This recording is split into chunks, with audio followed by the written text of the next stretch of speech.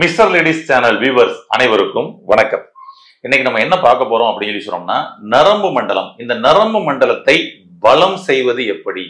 இந்த நரம்பு மண்டலத்தை பலம் செஞ்சோம்னா இன்னைக்கு ஏகப்பட்ட பலன்கள் நம்ம உடம்புக்குள்ள வந்து கிடைக்கும்.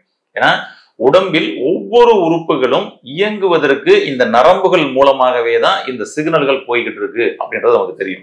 அப்ப இந்த நரம்பு மண்டலம் பலமா இருந்தா இந்த சிக்னல்கள் தடை இல்லாமல் போகும். கரெக்டுங்களா? அந்த நரம்பு மண்டலத்தை ஈஸியா வீட்டிலிருந்து ஏதாவது ஒரு செய்தியில நம்ம வந்து பலப்படுத்திக்கலாமா அப்படின்றது நிறைய பேரோட கேள்வியா இருக்குது. அதற்கு ஈஸியா ஒரே ஒரு ஜூஸ் சொல்றேன். இந்த ஜூஸை மட்டும் நீங்க தினந்தோறும் எடுத்துட்டு வந்தீங்க அப்படின்னா உங்களுடைய நரம்பு மண்டலங்கள் சூப்பரா செயல்பட ஆரம்பிக்கும். நரம்பு தளர்ச்சி போன்ற பிரச்சனைகள் முதற்கொண்டு நீங்க வந்து வராமல் தடுத்துக்கலாம். அது என்ன அப்படின்றத டீட்டெயிலா பார்க்கலாம். வாங்க பார்க்கலாம். பொதுவா கண் சார்ந்த பிரச்சனைகள் இன்னைக்கு நிறைய பேர் வந்து அவசப்படுறாங்க. அப்ப கண்ணுலதான் பிரச்சனைன்னு சொல்லிட்டு நமக்கு வந்து கண் மருத்துவமனைகளுக்கு போய் கண்ணை போய் நம்ம வந்து பார்க்க ஆரம்பிக்கிறோம்.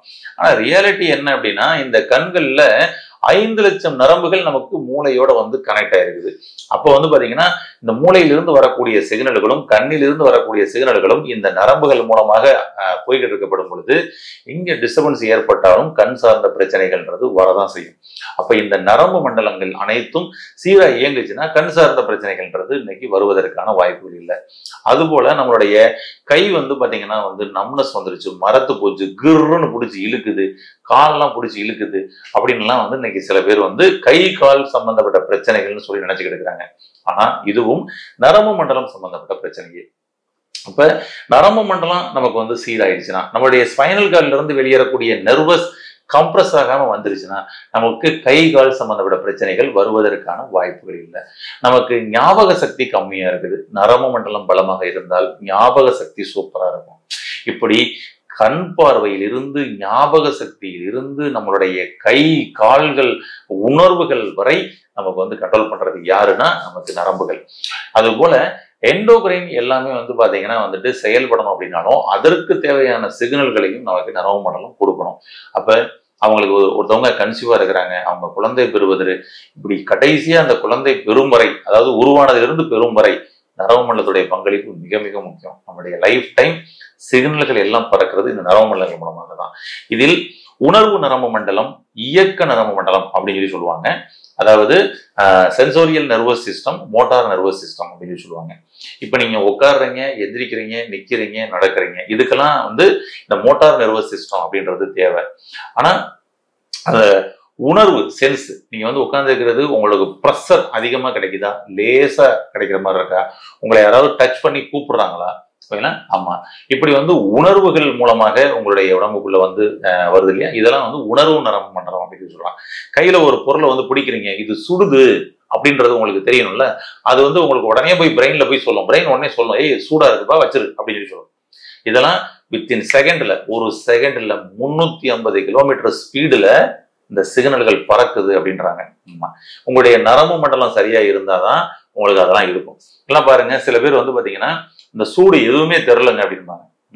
சூடானதை வந்து கையில பிடிச்சாங்கன்னா எதுவுமே தெரிலங்க அப்படின்பாங்க. அது போல சில பேர் குளிர்ச்சியானது ஏதாவது பிடிச்சா ஒண்ணுமே தெரிலங்க. உணர்வுகள் சுத்தமா இல்லை. நம்மளுடைய சுவாச இயற்கை மருத்துவமனையில நம்முடைய மருத்துவ குழு என்ன பண்ணிருப்பாங்க அப்படின்னா, அந்த கால் பாதத்தை வாஷ் பண்றதுக்கு சுடு தண்ணியில வந்து கால் வச்சு வாஷ் பண்ண சொல்லுவாங்க. அப்ப அந்த டயபெட்டிக் பேஷண்ட் சொல்லும் பொழுது கால் பாதம் ஏற்கனவே உணர்வு இல்லாம இருக்கும் பாருங்களேன், சுடுதண்ணில போய் டைரக்டா டக்குன்னு உள்ள காலை வச்சுட்டா என்ன ஆகும், கால்லாம் கொப்பளமா வந்துடும். சரிங்களா?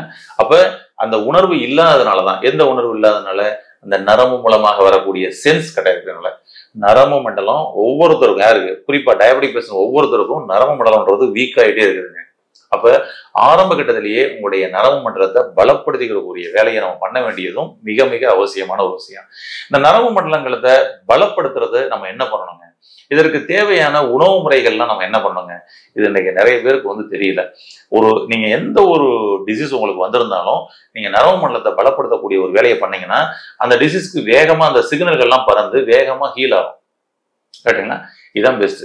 அப்ப உங்களுக்கு கை கால்கள்ல ஏற்படக்கூடிய மதமதப்பு, நம்னஸ், எரிச்சல், கை கால்கள்ல இயக்க முடியல, தூக்க முடியல, ஸ்டிஃப்னஸ் இருக்கு, இது எல்லாத்துக்கும் நரம்பு மண்டலத்தை நீங்க பலப்படுத்தி ஆகணும். என்ன பண்ணலாம் அப்படின்னா, வீட்டுல நீங்க பயன்படுத்தக்கூடிய உணவு முறைகள்ல சில கீரை வகைகள் இருக்குதுங்க.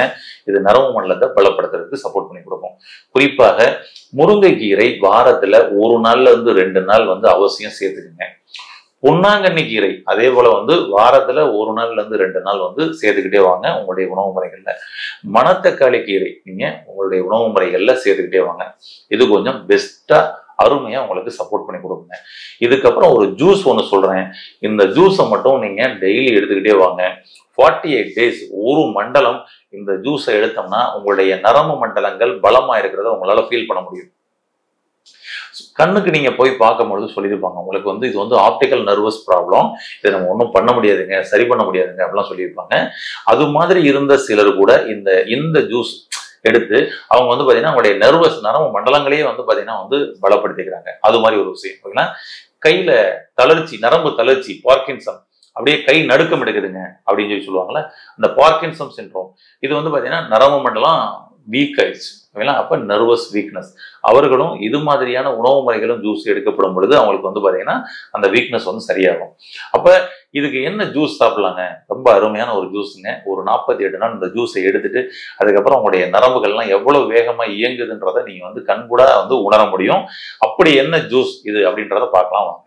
அத்திப்பழம், ட்ரை ஃப்ரூட்ஸ் எடுத்துக்கோங்க.